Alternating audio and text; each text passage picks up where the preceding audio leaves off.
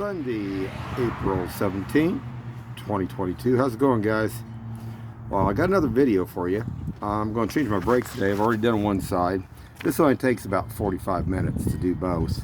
This is a little 2004 Suzuki Aerio, and I'm just going to pause this here. And like I say, it won't take very long to do this. So hold on. Damn it. Okay, guys. We'll get the lug nuts off here.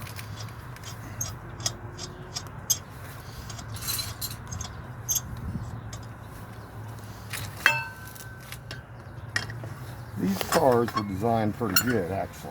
A lot of people didn't like them, but they will hold together fairly good.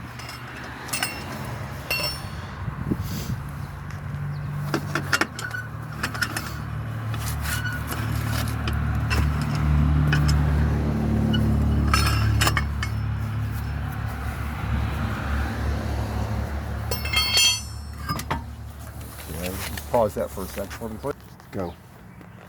Okay, guys, the only thing you gotta do is take these two little bolts off here. Now, if you were having to replace the rotor, there's a couple more that you'd have to take this whole bracket off for this to come off. So that's what we're going to do right now. Like I say, it don't take very long to do this.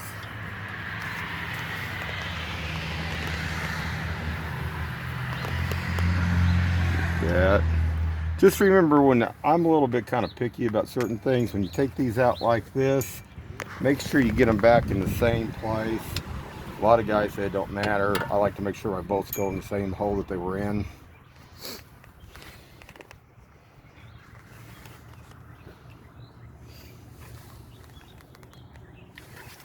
So what we're going to do real quick too. Now, the newer cars, you can't do this like this on the newer cars. And the older cars you can take a big pair of channel locks or a C-clamp, and you can compress this in like this. Now, another thing you want to be aware of too is I never add any brake fluid to my vehicle. A lot of people add brake fluid when their brake pads go down. So if you do this, you have to have somebody open that lid as you're compressing this, or you'll mess up basically your master cylinder. But if you don't add anything, you know when that fluid gets down to the minimum line, your brake pads are almost gone. We're just going to squeeze that in. But getting on with this real quick, we're just going to pull this out real quick, and that's all we got to do. And we're going to take these pads off. There's one, and there's the other. Now this is an indicator right here. This is a squeal indicator. Almost on all vehicles, the squeal indicator is on the inside, guys. And that's not bad. That's pretty even away that wore. I've seen a lot of cars. A lot of them don't wear that even. That's pretty good. So we're just going to take these back. Now you can do all your fancy things. You can take brake clean this up. I usually take rubbing alcohol, but I know that these are clean, and it's going to rain today, so it really doesn't matter here. So I'm not going to really mess with it. There's no grease or nothing on that. So here's the new indicator. There's the pads, how thick they are. So we're just going to put this back in here. And guys, you can put grease. But boy, if you put grease, make sure you use a certain kind for your brakes. Hold on just a second. Just a second here. Here, you have to move your hand. Just pause it because you're too close to me. The cameraman had the camera too close. I can't get it. You don't have to get that close. Okay. All right. So anyway, here's the other pad. Now, this is just going to run anyway. But you guys, if you put something lubricant or something here, don't get it on the rotor. Not a good idea. Or you won't have no brakes. So what we're going to do? Pads are these? These are semi-metallic, is what these are. So what we're going to do now, hold it over here.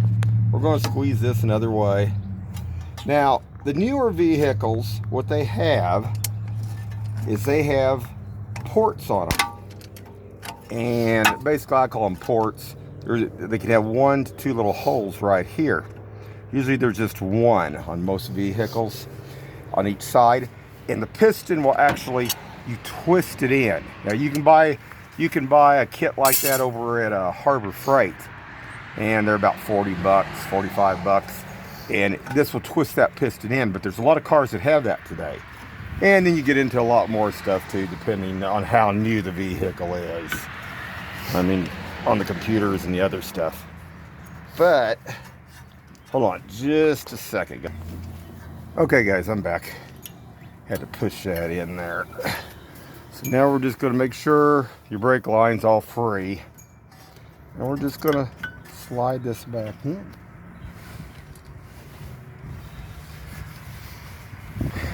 All right.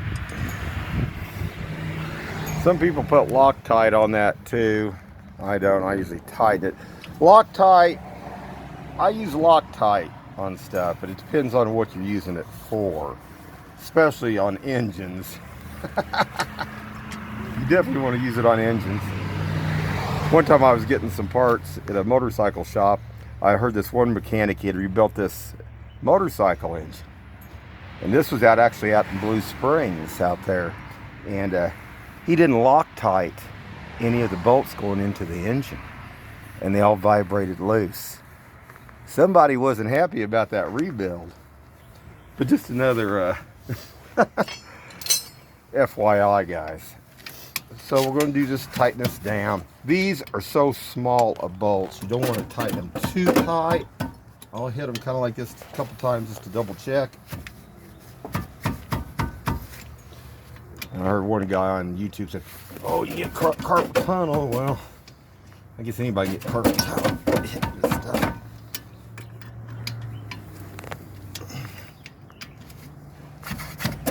I believe in torquing things too, especially if you're working on engines. You want to torque.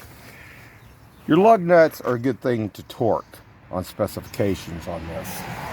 But anyway, that's pretty much it, guys. I don't know where we're at here. That took 7 minutes right now. I'm looking at it right now because we didn't pause that much, and we didn't. It didn't take me just about 15 to 20 seconds in between. We're at 7 minutes and 25 seconds now. I'm getting ready to put the tire back on. So just a quick little video, and putting front brake pads on don't take that long, guys. Anyway, eyes open and have a good one.